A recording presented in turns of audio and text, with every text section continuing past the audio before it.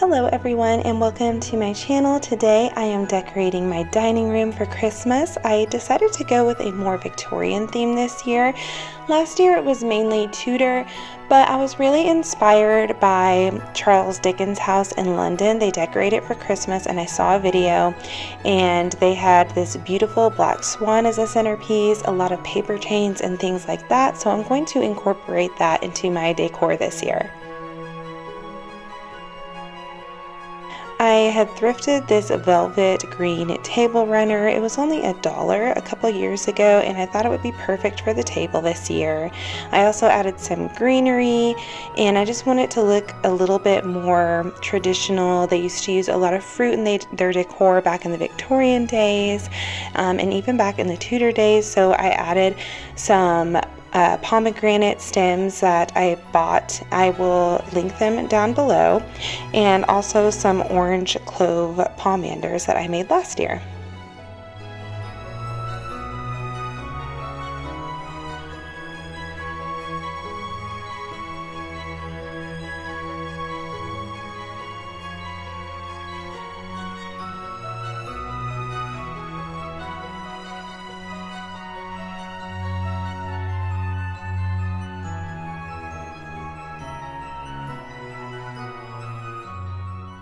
This black swan is like my pride and joy this year. I got it from the Marshall's website. I think they sold out very quickly. I think I bought this one back in July, but I just think it is so beautiful and I'm going to treasure it for years and years to come.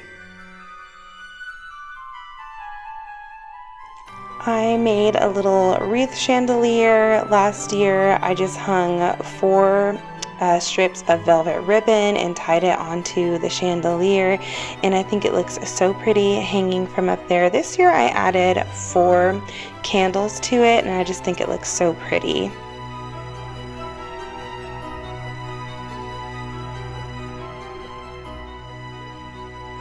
For my transferware, I'm just using the green. I have been using this pretty much all year. I haven't gotten tired of it yet. I have another set of transferware. I have pink transferware that I usually use in the spring, and I also have some blue, but I was just feeling the green. I thought it looked really pretty in here, and with the little red accents of the velvet ribbon tied around the green napkins next to it, I thought it looked really pretty together.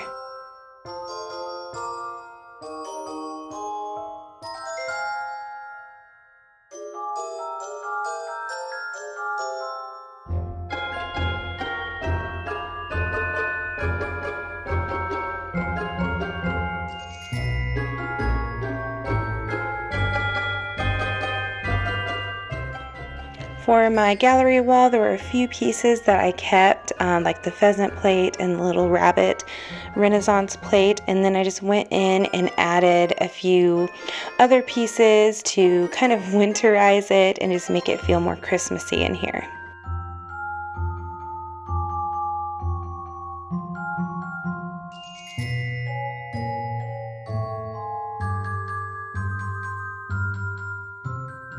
If you don't want to do a full gallery wall or change out your artwork to be like winter themed, a good way to make it feel more Christmassy is just to add like a red bow or like a green bow to the top, let it dangle down. It just makes it look so cozy and festive.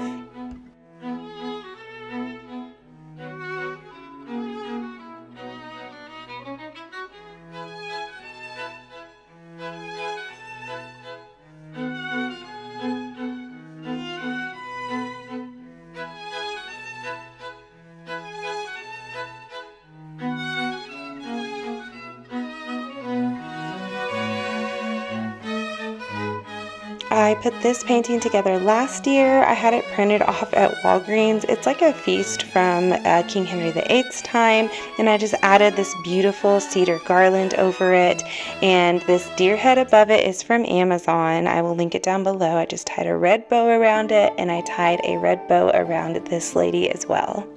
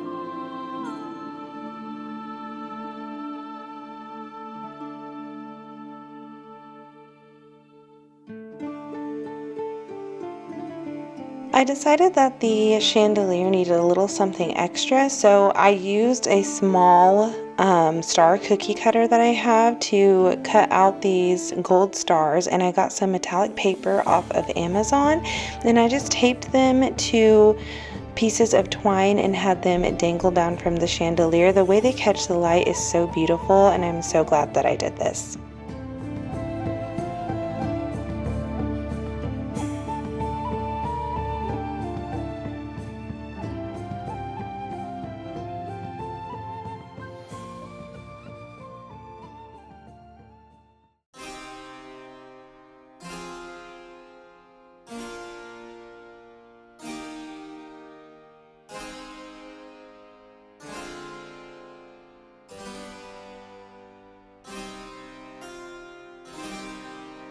For the window area, we put up the Christmas tree, and I hung up the paper chains that I made. And for the topper, we did this last year. We just put a gold crown on top of a wreath and tied 4 ribbons on it and hung it from the ceiling. I got this antique ribbon from a thrift store, and it matched perfectly with the theme I was going for. A little bit of Victorian and a little bit of Tudor. I made these Tudor roses with smaller white poinsettias and some bigger burgundy poinsettias, and I just folded down the pointy ends to make them look more of like a rounded square shape like the traditional Tudor roses.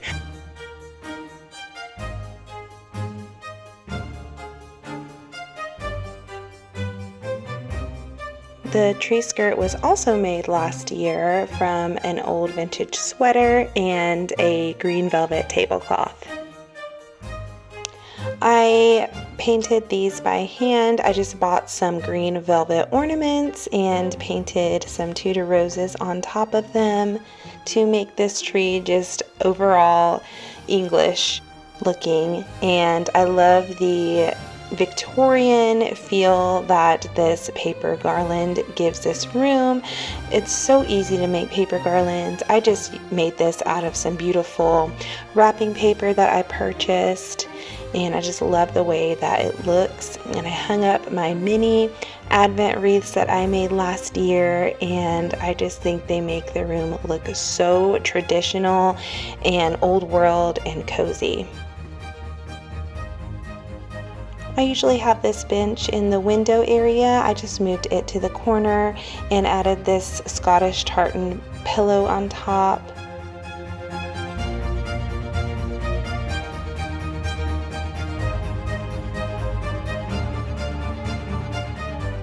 I finished out the dining room with this tree. I'm going to get a different base for it, and this beautiful wooden carved plaque of Neuschwanstein Castle that I thrifted.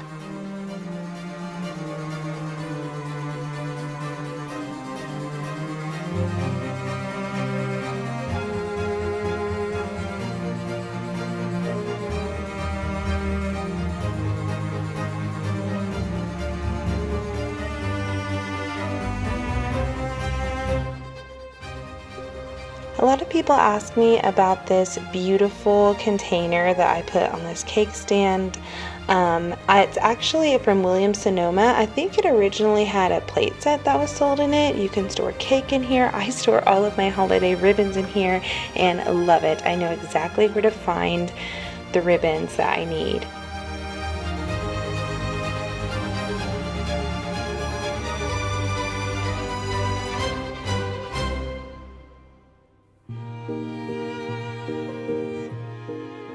I am just overall so happy with the way this room turned out. I'm going to give you a full tour, and then I'm going to move on to a recipe.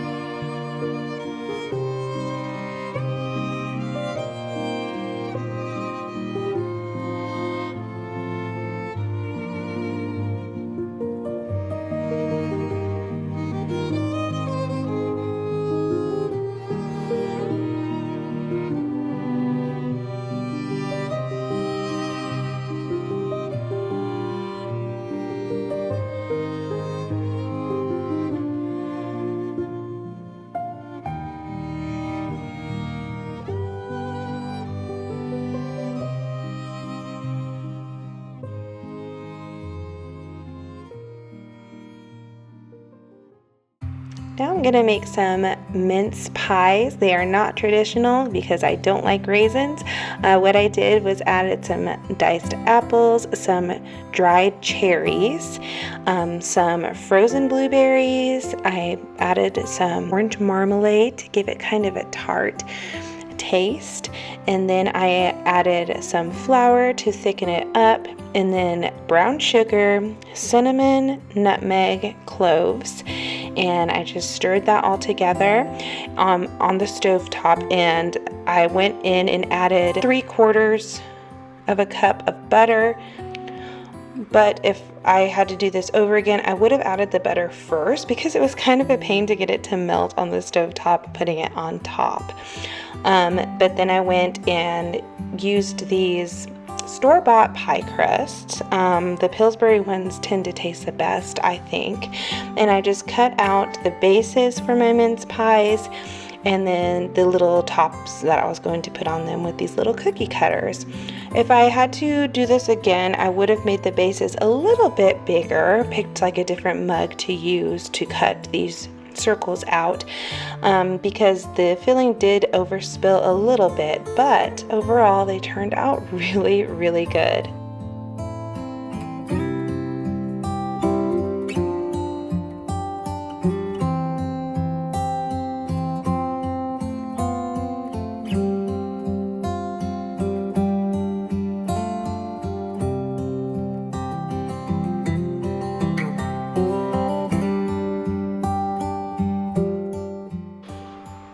After spooning the mixture in, I went in and added some chocolate chips to each little mince pie, and that added some sweetness that I didn't know that I was missing.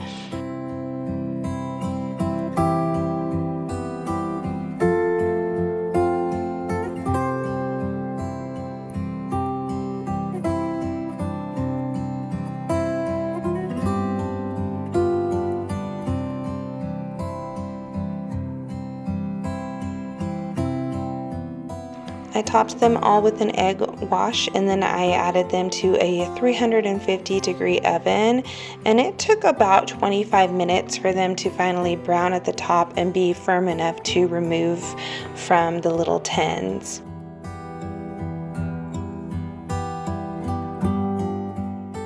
They turned out a little more messy than expected, but they are so delicious. I topped them with a dusting of powdered sugar, and I will definitely be making these again. Everybody loved them.